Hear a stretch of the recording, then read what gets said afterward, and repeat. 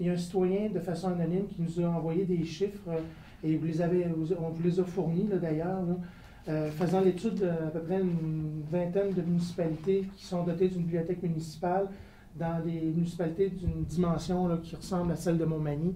Et on en tire comme conclusion qu'en moyenne, les frais d'exploitation d'une bibliothèque municipale, ça tournerait autour de 375 000 $. Alors, comment en venez-vous au chiffre de 177 000 $? Quand on dit 170 000, c'est opération pure. C'est clair qu'il y a des acquisitions de documents qui s'ajoutent à ça. Si les autres municipalités ont mis, comme il avait été mis dans le rapport Caron, opération, il y a acquisition de documents et opération, à ce moment-là, si on met entre 100 et 150 000 $ d'acquisition annuellement, bien, aux 170 000, on rajoute 100 ou 150 000 $. Ça, on l'a toujours dit, ça. Mais ça, c'est une question de budget.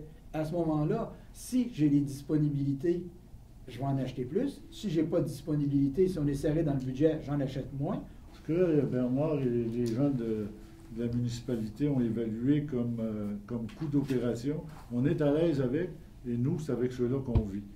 Et je pense que lorsqu'on prend des engagements, on n'est pas à notre première opération. Là. On opère une piscine, puis on réussit à l'opérer dans des coûts. Je ne connais pas les coûts des autres municipalités, ça ne m'intéresse pas.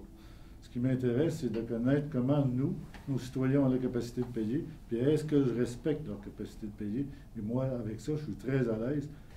Monsieur Desrosiers, j'aimerais revenir sur le document qui avait été présenté lors de la première annonce de l'association GES10, Fabrique et Ville. On avait annoncé à grande pompe le projet bibliothèque.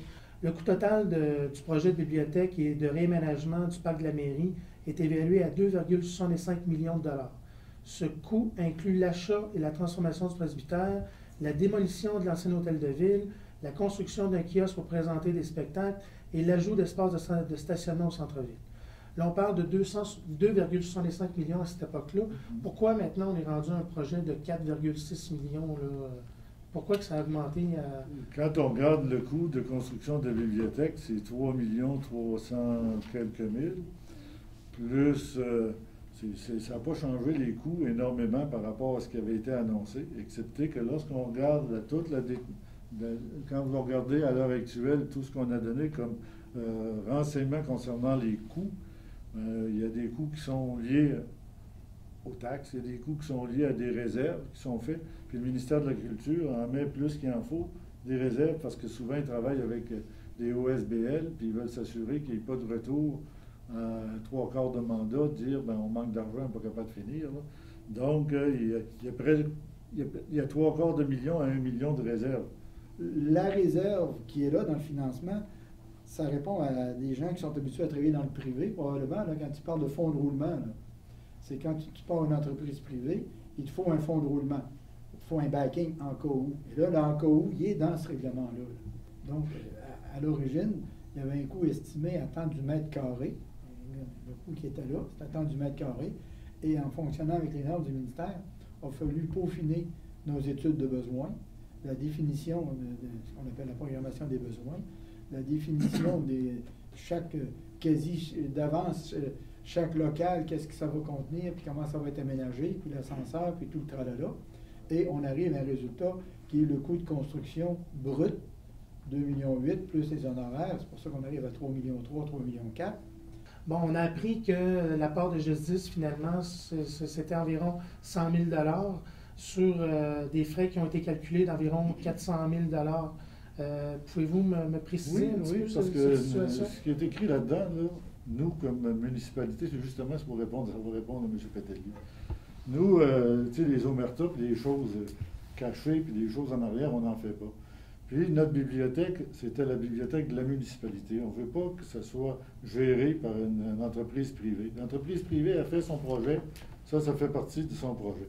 Mais nous, comme municipalité, on gère notre propre projet de façon indépendante et non de façon liée avec le réseau privé.